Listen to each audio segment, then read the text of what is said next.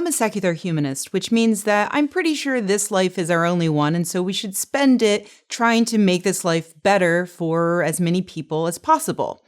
And with that in mind, I usually support much of the work that's done by humanist organizations. I think that by and large, they do more and better work than the organizations that identify under the atheist label, for instance.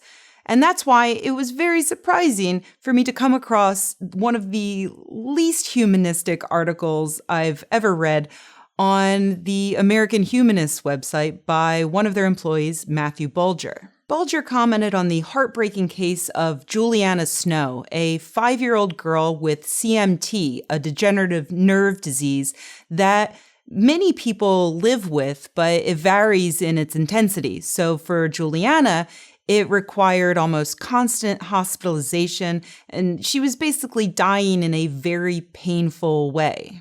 Her parents asked her if she wanted to continue going to the hospital for treatments in an effort to extend her life by a few more months, maybe a year, or if she would rather just stay at home and die in the comfort of her bedroom and, surrounded by family. Juliana enthusiastically chose the latter, and so now she is at home in a princess-themed bedroom, hanging out with her family, making plans for what she's going to do when she gets to heaven. Bulger takes issue with all of this, but it's kind of hard to tell exactly what his point is and what exactly he's angry about, so I'm going to try to respond to it in the best way that I can. Bulger's main argument seems to be that the child's belief in an afterlife compromises her ability to make a decision about when and where she wants to die, and I find that completely disgusting. I'm an atheist, meaning that I don't think that there's any such thing as heaven or hell, but I'm also a pragmatic agnostic, meaning that I know that there is no way that I can be 100% sure whether or not there is a heaven and a hell.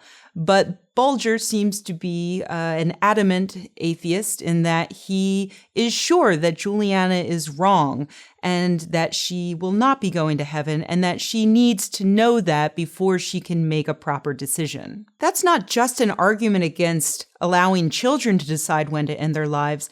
That's an argument against allowing most of the world's population to end their lives when they want to. Because, like it or not, most of the world's population is religious.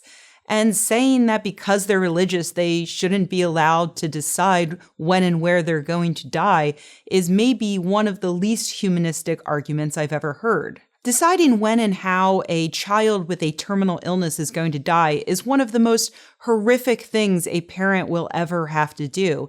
And that decision that they have to make is only going to be made worse by people like Bulger criticizing the parents publicly and insisting that they believe in fairy tales.